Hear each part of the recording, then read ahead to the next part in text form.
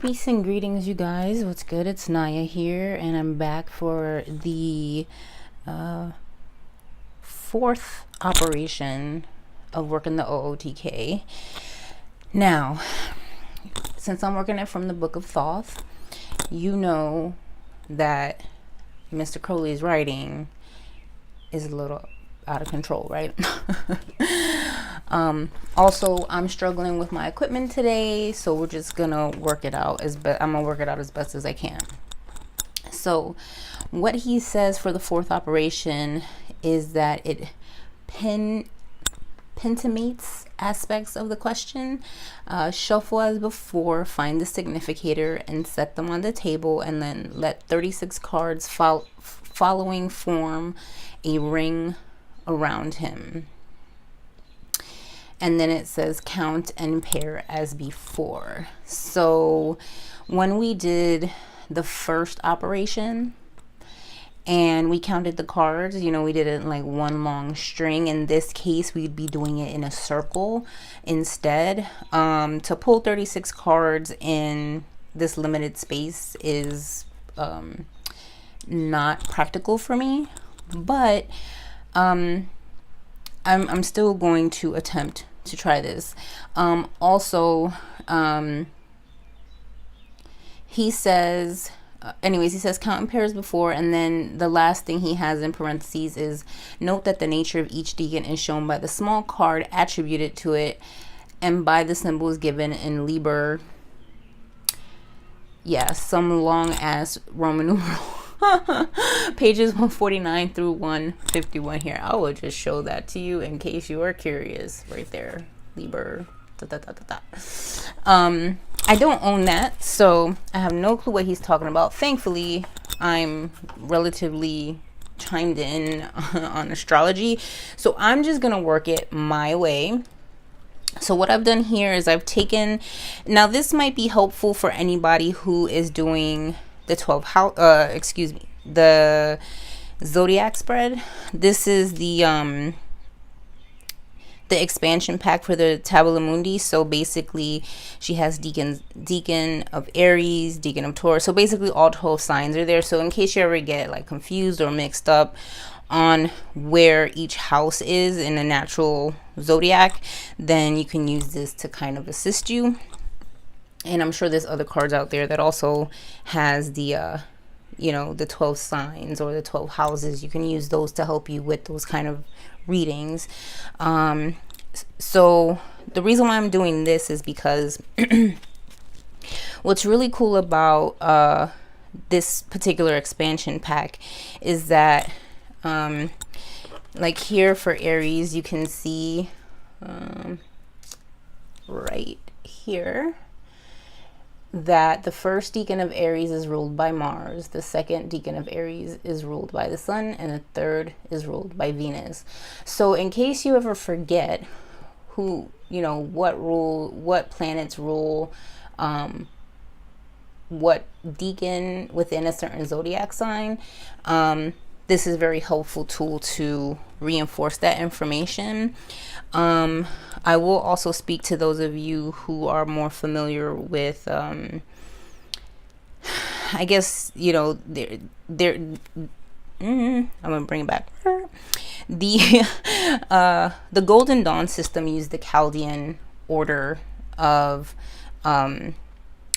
planets, basically, to figure out what planet rules what deacon.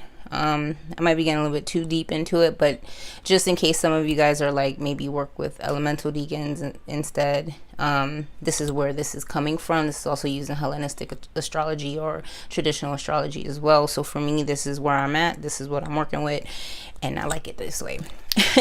So anyways, basically, the deacon portion or the fourth operation, this would be a good place of being able to pull out like understanding your elemental dignities, because that's going to play a part, like, to is something notable or not notable. you know, something neutral, or, you know, like what needs attention basically. So this is, you know, we basically went from this, you know, starting at the first operation, went from this big picture to like this very big grand, almost like if you're looking into the cosmos and getting closer and closer and closer to the situation as we progress onward. At least that's how I feel about it. So our significator card was the Queen of Discs, so we're going to look for her here, and we're going to do the same thing we did before and keep them in order and all of that kind of stuff. There she is.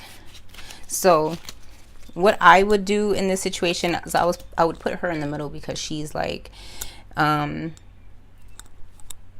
she's the significator, and then I would start at Aries. I would just start with the natural zodiac and put, I mean, you want to kind of put a ring, so if you have enough space you can just put them all out in a big old circle.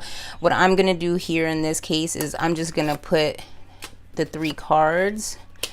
I mean, shit, because you're supposed to count them too. So all right, I don't really have enough space, so this is what is kind of annoying right now for me, because I don't,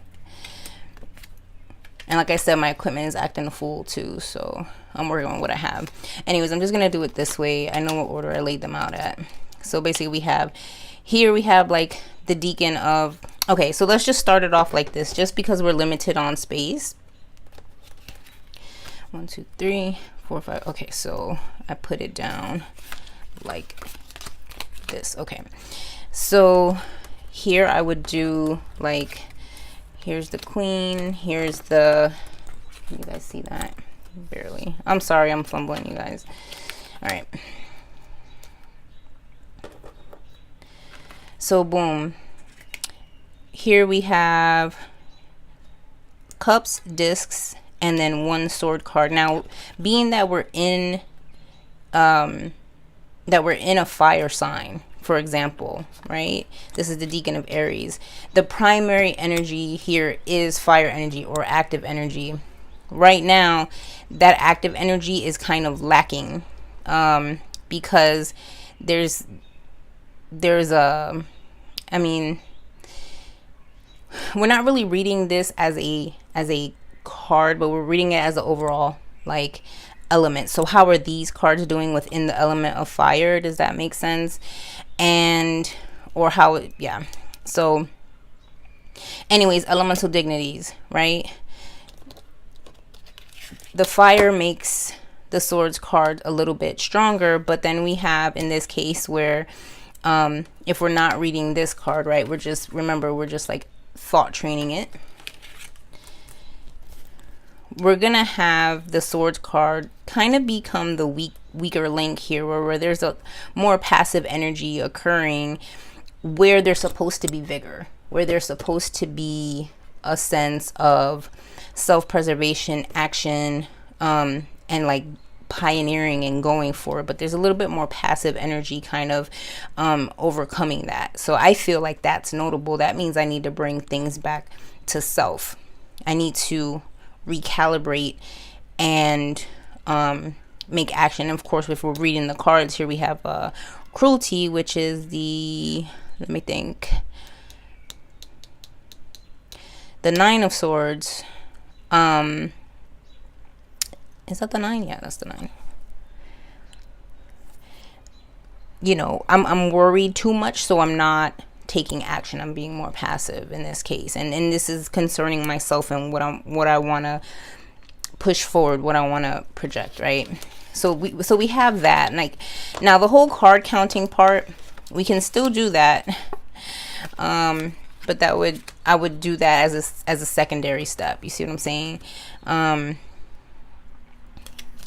Then we have these guys here. The next 3 would be in the Deacon of Taurus, and Taurus is an earthy energy. Okay, so we have two swords, 1 cup. So again, the stability of Taurus, the groundiness the grounded nature of Taurus, the still, slow, steady, maintaining energy of Taurus is kind of being conflicted here by there being two swords cards. Here we have the Princess of Swords, and then we have interference. So, what is going on in this realm of reality, right? In the earthy nature and the personal resources, the this, the that. There's a lot of intellectual stimulation happening that could potentially be making it seem or be perceived that things aren't as steady as they should be, or maybe there's other people getting in the way, kind of messing that up. We do have the Knight of Cups here, which is, it works with the earth energy, but at the same time, it's being outdone by the swords energy. So I feel like, okay, well, there's a little bit of warning when it's, concerning the self. You know what I mean? Like those personal resources. There's too many other things happening. There's other people involved that is causing a disrupt in that stability. So then, then we move on to the Deacon of Gemini, which is an air sign. And we kind of do the same thing here. We're like, okay, we have the air signs, so boom, we have water, fire, and then air. Ooh. So fire and fire and air, they work together. Swords and wands, they work together. Okay.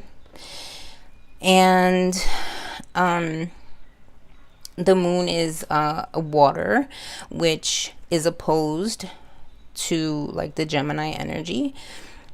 So I would see this, Gemini is about the intellect. It's about communication. It is about details, but it's about, also communicating with friends, family, commerce, things of that sort, brothers, sisters.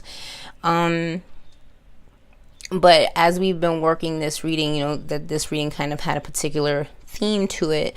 So I feel like, things are kind of okay in this realm because of my family. We're working it out. We're tempering it. We're trying to seek the balance and just kind of get through it and stay focused on something positive, and really, being up on our communications with each other. And, and what's interesting here, seeing that the moon is kind of like in a ill-dignified position. The moon is,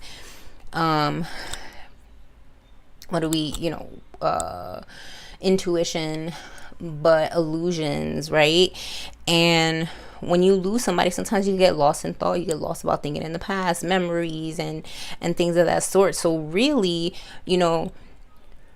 through talking, through working it out, finding the balance of like the fire and the water here with the Temperance card, and having something to focus on, it's helping to alleviate some of these maybe perhaps thoughts that bring up a lot of deep emotion that can keep us in an illusory state. So yeah. Okay, I'm not being very gentle with my cards. So then we're in the Deacon of Cancer, which is about the home, the mother, things like that. It is a water-based sign. And so we have air, and discs. So again, with the stability kind of being ill-dignified here when it comes to the home, there's stability here, but it's more out of a place of lack and trying to hold on to what we still have versus reinvesting, and so I see that this is notable. It's almost like a warning, like,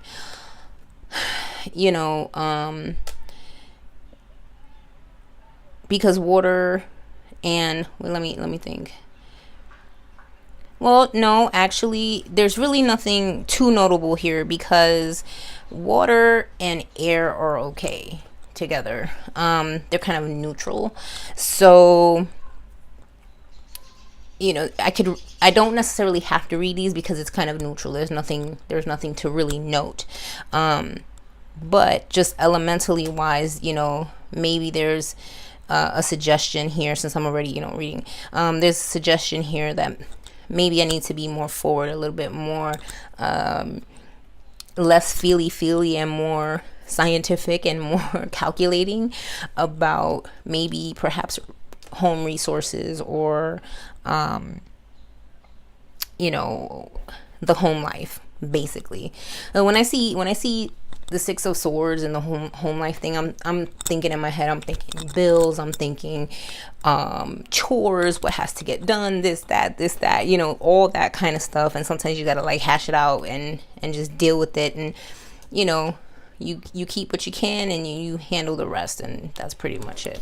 So I mean, essentially it'll continue on like that throughout the whole thing. Now with these actually being in a row, you can count the cards, right, the same way we did before, and then we can read those because those are notable, and then pair them to continue the story of what's already starting to be revealed throughout, you know, this particular phase of, or this particular operation of the opening of the key. So I hope that you found this helpful. I know the setup is extremely sloppy looking, but like I said, I'm limited on space, and I know a lot of us are. I think perhaps another way it could be done, if you don't want to do it in a wheel, is to kind of pull out the card, put the cards out, read them, and then put them back in a stack in the exact order, right? Because the whole thing is you don't want to take them out of order. So then you can do your whole reading, and then you can go ahead and count them, you know, by putting them out in a line, you know, because I would have space to kind of make like this long kind of line here, and then count them and note them, and then read them from there. So I hope that helps. And if you have any questions, like I said, I'm no expert, but this is how it works for me, and I've gotten some really powerful messages from this. So I hope that it serves you well. Much love, many blessings. See you on the next one. Peace.